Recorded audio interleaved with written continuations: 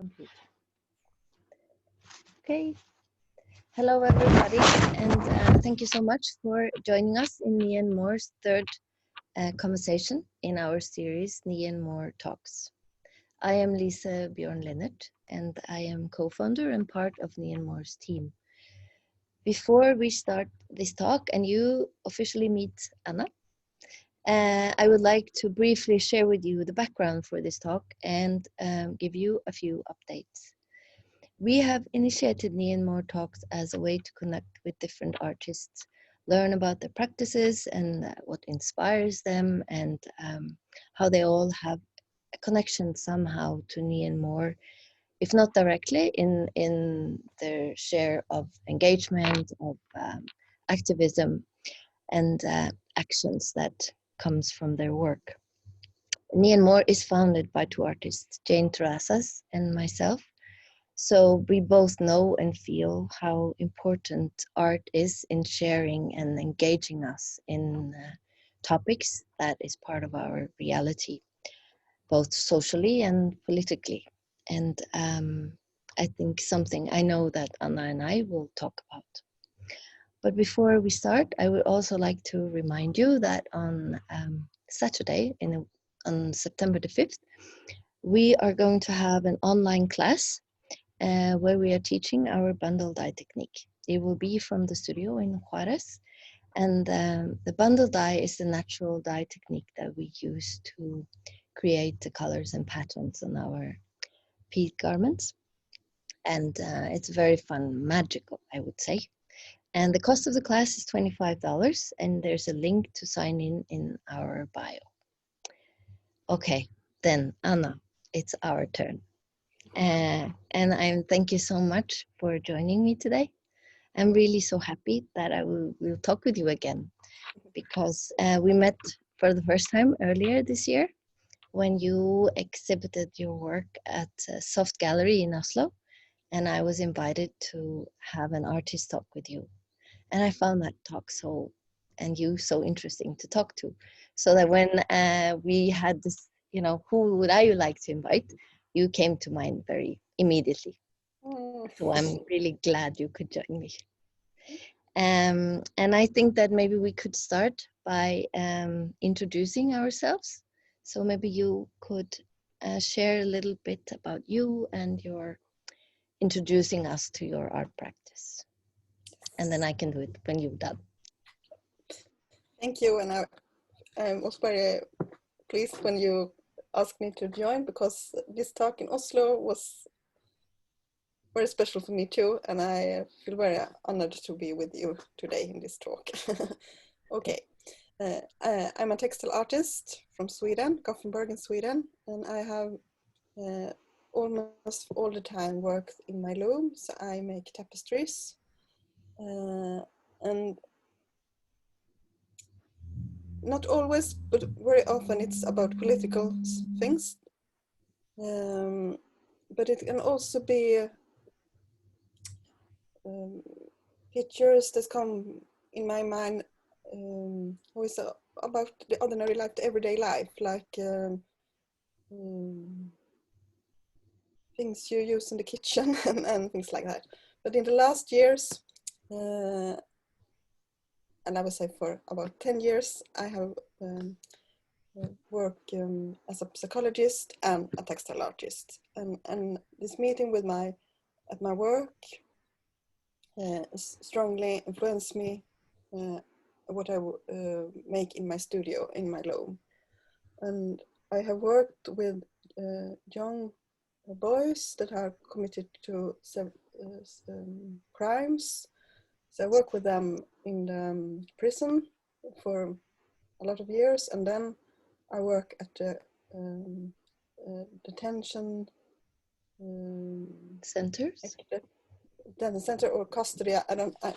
For a lot of years, and now for the last 5 years, I work with children and youth who has fled to Sweden, who have experienced war and a lot of horrible things.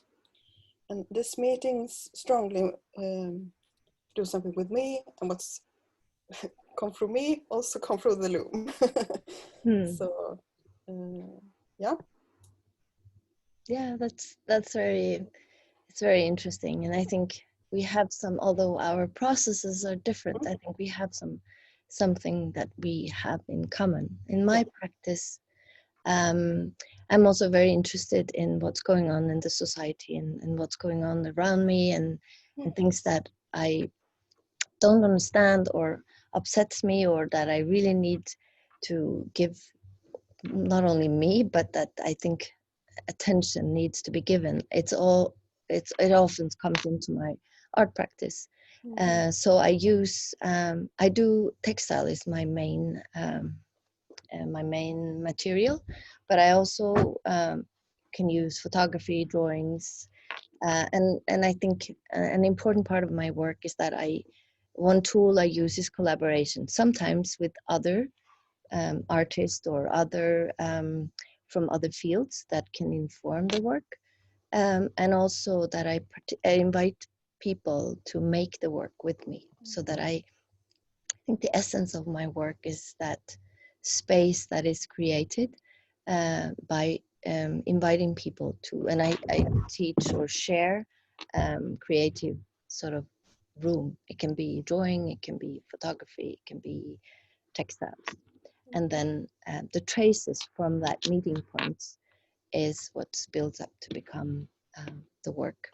But I think the essence of my work is actually in the meeting between people, the relations that comes. Yeah. Yeah, it's interesting because my work starts after the meeting with my Yeah. patients at my work. Yeah.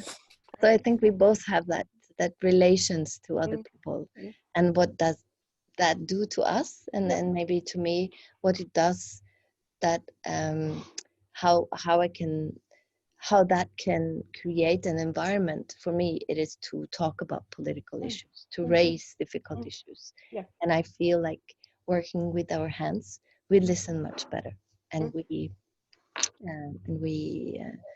pay attention differently.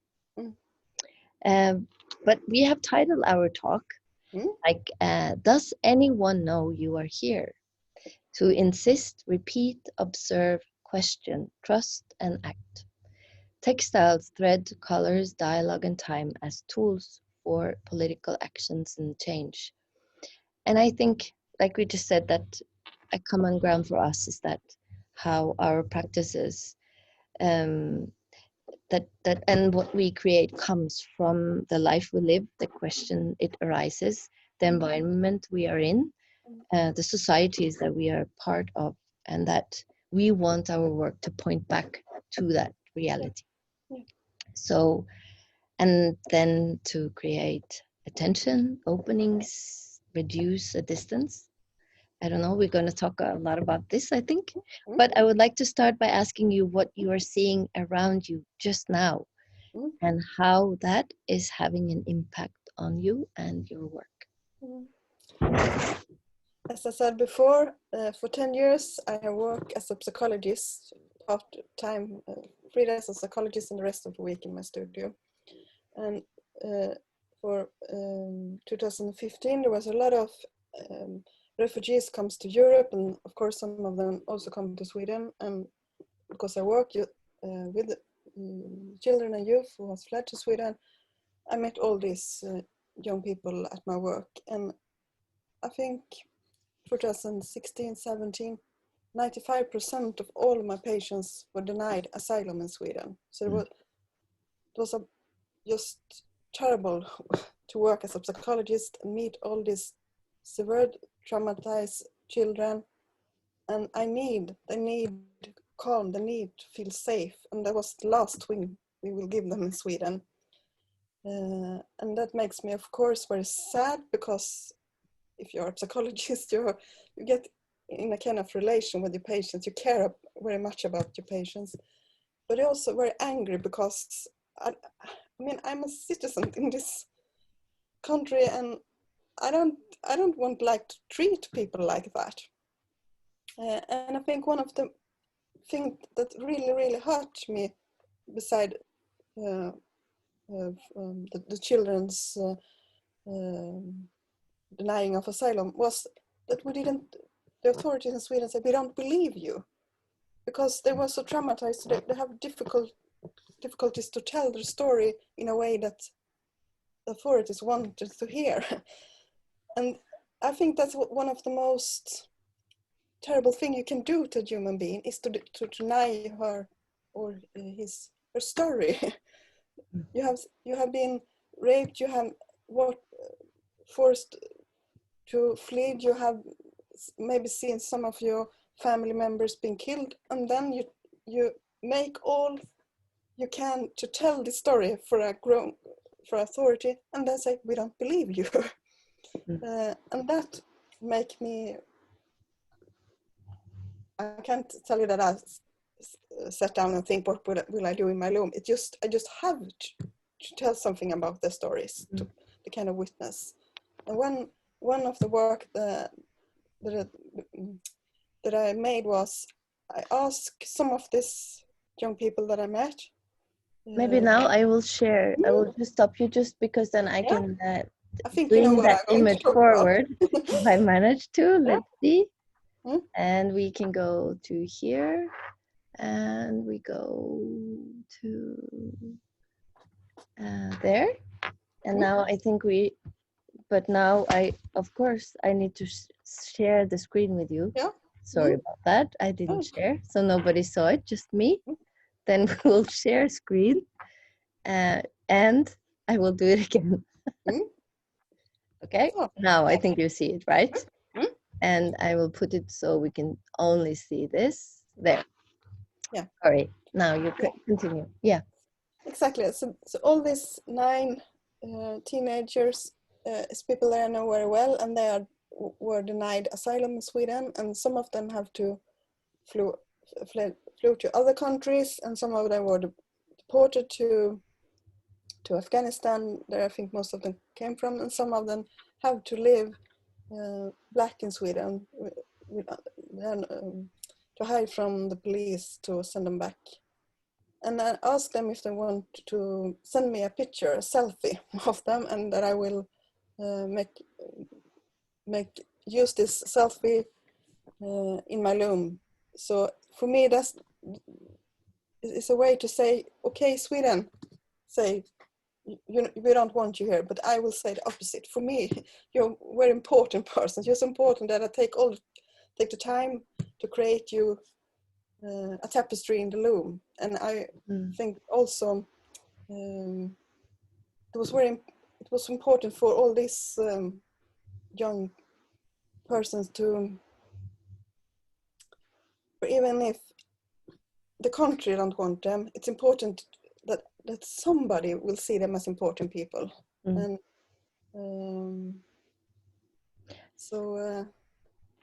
yeah. Yeah, and also the time that it takes to that, because you've seen them, but you've given the time to put one thread to make their portrait, and that's very, very powerful. How did they react? Have they seen it? First it was a little bit strange to ask, but very quickly I found out that I was very pleased. I was feeling in a way proud to be asked to, and they all, I said, I will never tell anybody who is in this book, because some of them still is hiding for the police in Sweden, but they have on their Facebook and things like that.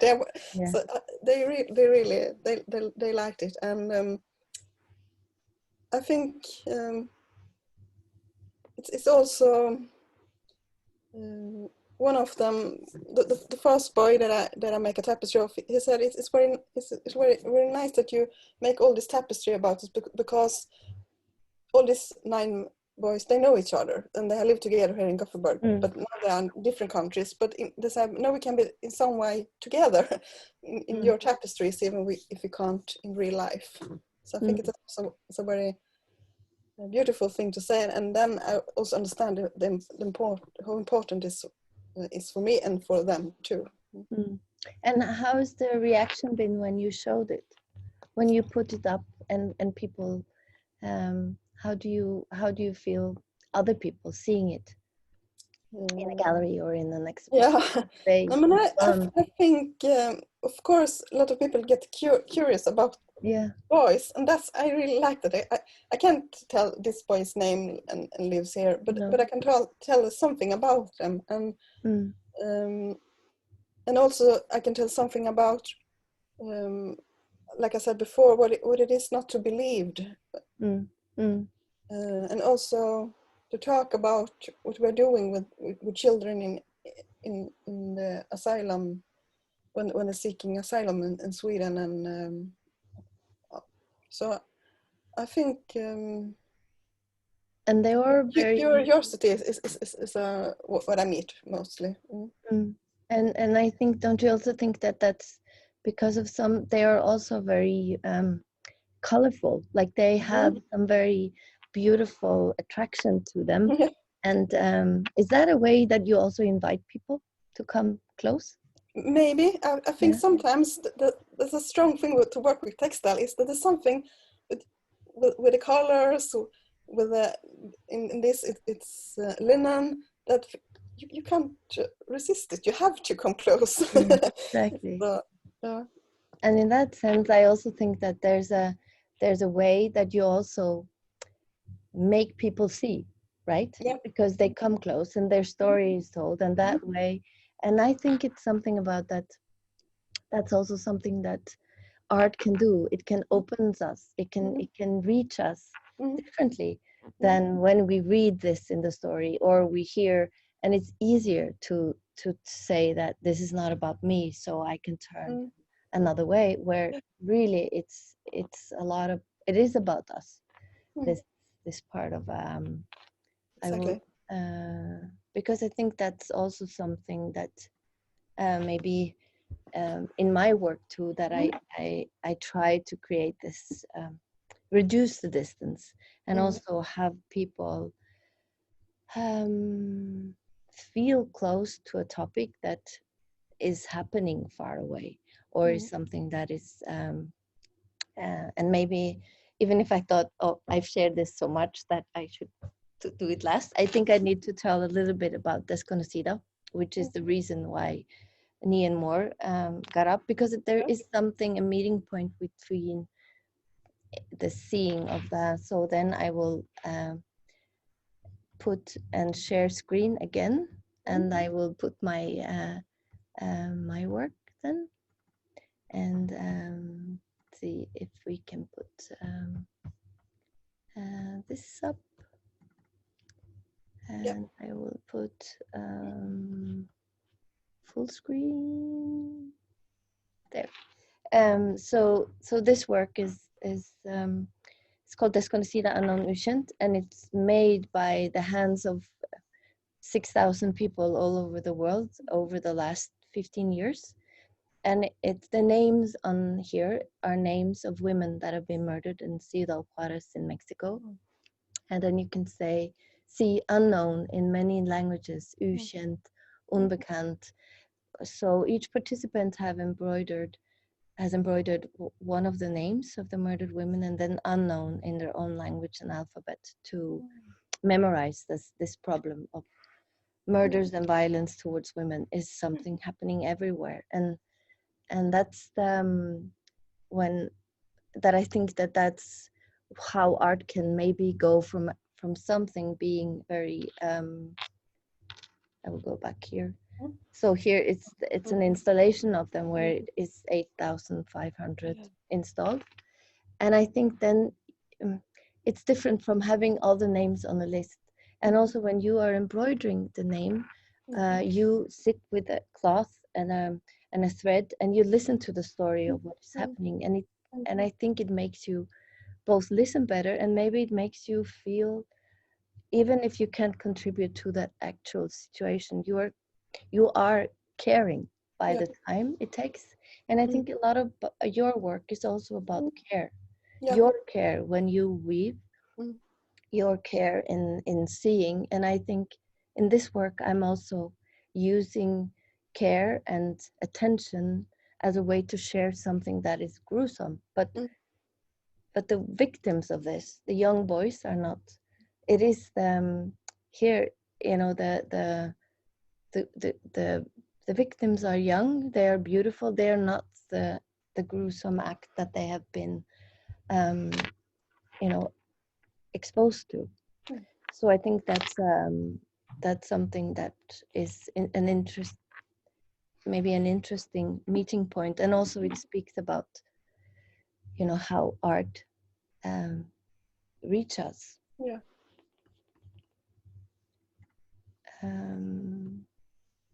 You have started something now, haven't you? That is more also like you involve people a little bit. Yeah. Maybe I am influenced. Is that something we can move to, or do you want to, or do you have another? No. Yeah. It was like it is when you're an artist, ideas come up. Mm-hmm. So I got a big box of some textile materials from my mother's grandmother. So they were very old, but I used them to make a carpet. No, I don't know the English word for this very special. Yeah, well, I will share screen again, and I will try, because I don't know the word either, and I think it's going to be where is it now? It's good. Let me see. I will find it here. And I can say I usually don't. You see it now, right? Yeah, this is. Yeah, so this is the bag you got, maybe, or no, it's not. No. This is the next step. Yeah. But it I made these carpets from the very old material, and it was very special to make something. So the material is made of old clothes and textiles and everything that textile you can't use anymore. Then you can cut it in small pieces, and you can make this kind of carpets. Yeah. These type of carpets. Yeah. Yeah. That I usually don't do, but it's very fun. When I made this, I think it was. I got the idea and this is very typical Swedish and Norwegian, right side of Scandinavian, I guess. Scandinavian, absolutely. Yeah. Absolutely. And now in Sweden, we have all this politicians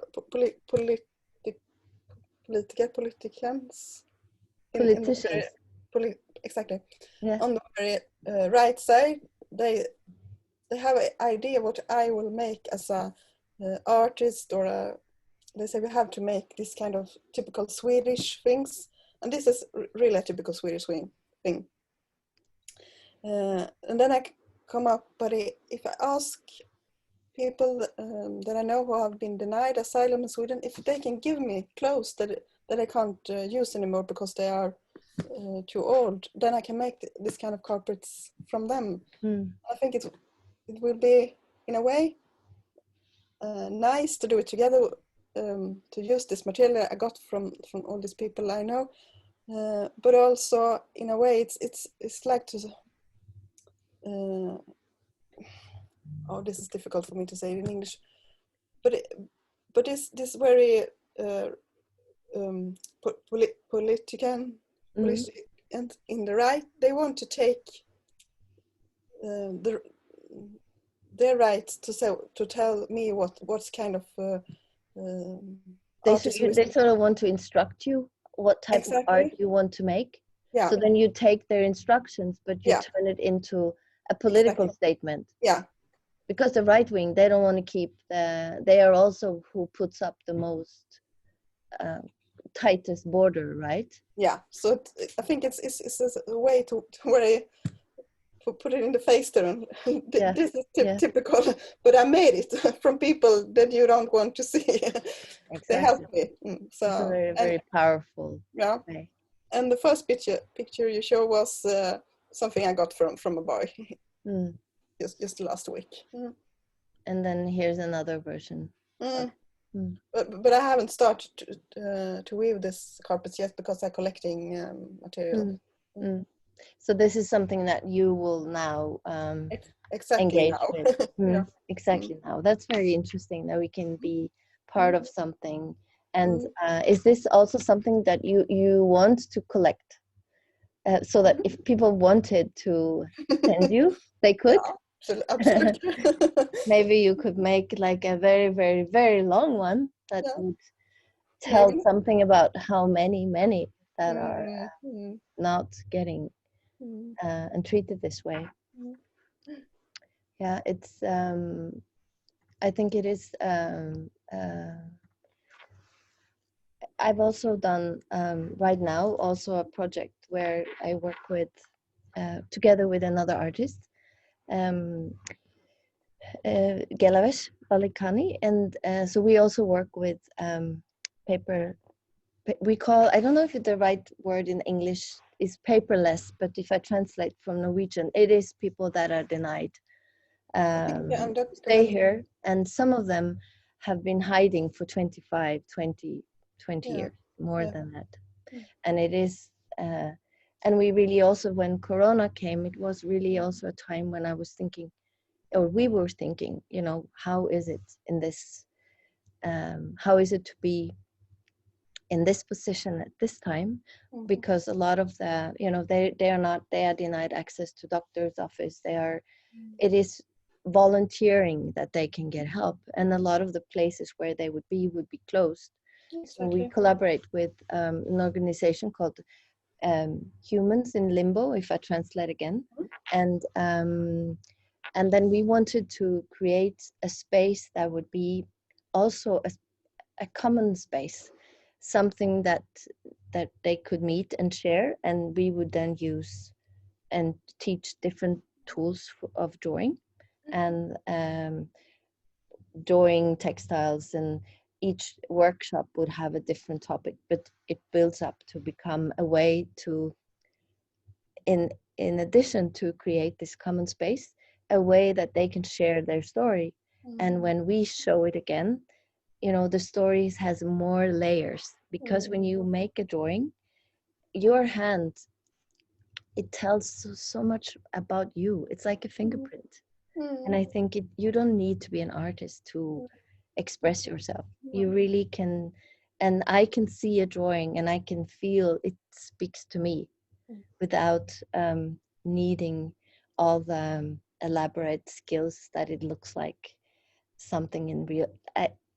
Of course, I don't mean to speak down on art or art, but I really think that there is something really interesting in this arena, and this this space that can communicate to us and create this space of recognition. So, and this work is going to be shown in the UK next year, and we try to have some place for it here in Oslo, maybe in the coming year. But most importantly is the process. It's like with everything, for me, it's the process of making it and meeting, and I think and again, it's very also interesting to collaborate with another artist and an organization like Human in Limbo, and that way you also it becomes more than your own ideas. Somehow they get more yeah, it comes new inputs, and so I think and the work develops. So it's not like, usually I don't know this is how it's going to be in the end. I just start. Often I don't even have money to go on. I just have to start, and then we will work, and then sometimes it's very you know, you apply and things, and then you started to roll the ball, so you can't stop it whether you get no to the application or not. So I think it's a way of working that is very engaging and sometimes tiring. I don't know how that is with you. Do you know how things are going to be when you are It's fun because in a way I work totally different because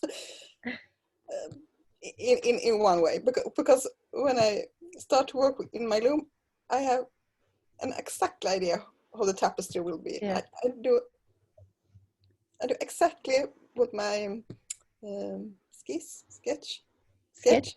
yeah. And and I always work alone.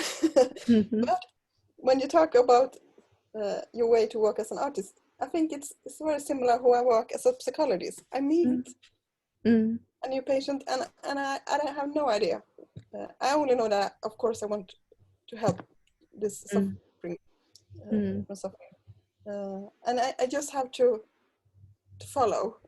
Yeah. And then it can be for many years I will follow this person. And that, and when I come to my studio,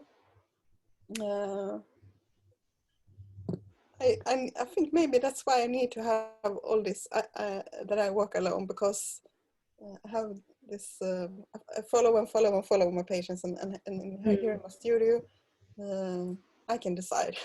Yeah, you could be your own. Yeah, But in a way I can't decide, because what I end up in the loom, I can't explain it. It's like some, it just image just pop up in my head. I can't explain it, because I don't really know what's happening, and maybe that's that's similar to you. You yeah, just need, you must make this. yeah, and I have to relate to that must, and then yeah, and also even if it's like it's not totally open, but it has some frames that we work within, but within those frames it is quite open. And I think it is, yeah, it's but sometimes I wish also that I would have, because I you know that I would be just exploring on my own and trying to, because that's also part of a process that I have done. It's it is, I guess I wish that the day would have 48 double time, triple time. I would be able to do a lot more. And I think that's also part of what we say, that life is, that art is, that I think is for both of us, that art is very connected to, and maybe it is for all artists, that it's very connected to the life we live. That it is not something that I can escape, or I can say, okay, I'm gonna have a few days off now. It's always there. It's always exactly, like yeah, something I see, or something I read, or something I hear, and then it's then I'm I'm on again.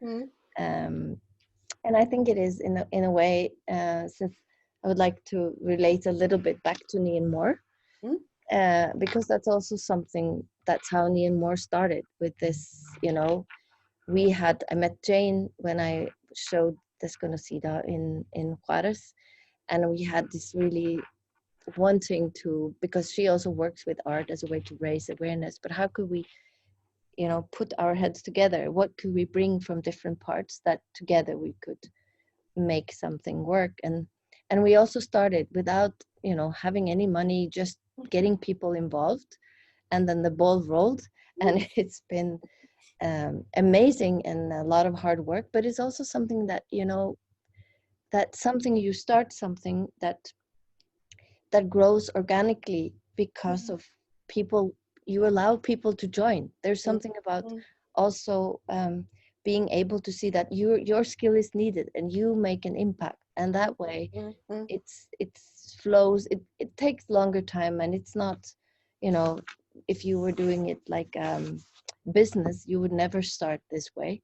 But I think we are in some ways also in oppositions to some of the business, at least not in business in real, but now I lack the word in English, but capitalist world and the fast fashion, and you know, we work with people, with humans. Again, we want to create this space so that the creative process is really also very important there. It's that because that when you create this environment of creativity where you as a person explore, you discover, it's really magical sometimes. So I guess we as artists, we get that it's a lot of hard work, but we have these good moments too. But you can also share that with people in inviting them to take part in the process, and that way they become also part of the creative of the creation somehow. Yeah. But I think maybe our time is running out. I don't know. I'm really bad with the time. We should have 5 more minutes. 5 minutes is a lot. But, But I think, or we can talk and we can just say that, okay, if you don't want to listen anymore, just jump off. I think there is a lot of work that you do. But what were you thinking? What were you having in mind? no, I think that's forced that I need to do something. It's also it's not only in my work in the loom, but it also, I can't explain it so good, but it's also when I see something that I feel very, very wrong, and I feel that people are treated not fair, and we are trying to split the world and say that we in Sweden we want to have this, but you from another country you will have to vara nöjd. You have to be satisfied with less. less. Yeah. And that also makes something with me that I can't really explain, but it makes me also to take the responsibility to do something, even if it's just so small. I can't just walk away and pretend that I haven't seen this or heard this. So I think you have something common with that. It is something about also and it's a way of activism too, right? Like, do you feel like your work when you're at the loom that you're in a way protesting through your Absolutely. yeah, exactly. So when you do put your one thread, do you feel can you feel the anger? Can you feel like that or like that, I don't know, that burning engagement somehow? Sometimes, not all the time, of course. Not all the time, no, of a lot course of not. hours. And it would be impossible. but I absolutely think it's my political action. I think that's when I can really say that I feel that I take responsibility for some kind to do something good. And for me, my language is through the tapestries. Some other work as a journalist, some other make some voluntary work, some, I don't know, everything is needed, but this is my language. Exactly.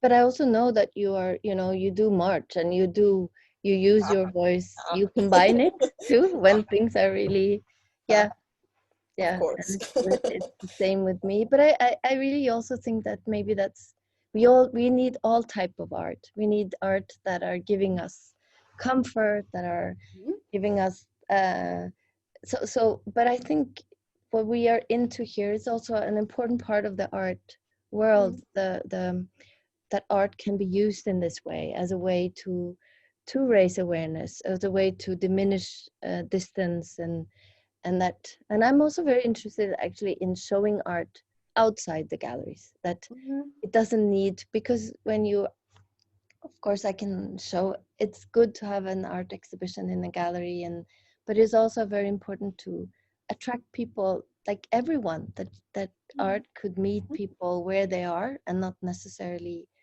all those that are already interested, because then you can maybe also plant the seed that maybe I should go and see an art exhibition, because it's so. How do you think about that with your work, how it can be shown outside? No, I think I agree with you, but I find it little, maybe I haven't worked enough with that, but it's not so easy to find places to show my tapestry who's not in these more traditional places, because I think it would be nice to show them outside, but I don't really know how to make it safe, because so, no, it's all about I guess in that sense that, but maybe for me it's also like that I can do tours in libraries, in schools, in libraries is very good, or do work in right now I'm going to do an exhibition in a church in Oslo, but it's based on work that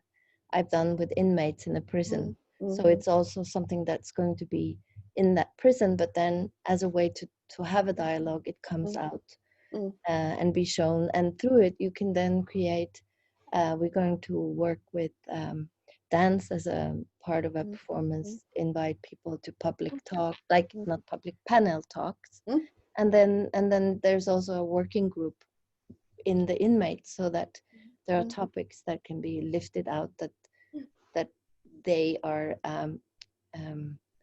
that they feel the need to lift, because prison in Norway is not, it's always, you can read about it as, oh, it's so good there, but of course it's a problem about that. Prison is supposed to be, it's a punishment, but it's also rehabilitation, and the role of the rehabilitation, it's something that can be discussed. And then I think art can be a way that can open people, open for a different way of talking. Yeah. There's something else that we should have talked. We could talk for 2 hours. Yeah. We should just get out and then continue. I'm just gonna look at my my roll. I know my notes to see if there was something. I think we have been through a lot that we are both engaged in. Yep. And I want to thank you so much for using this time with us. And and I would like to also, for the people who watch, thank you so much for being part of this conversation.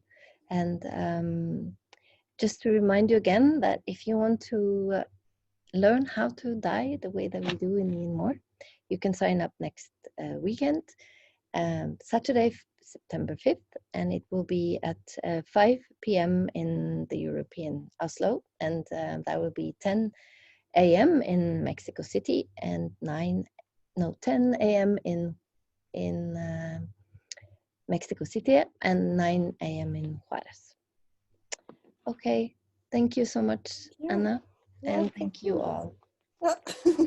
Goodbye. Bye.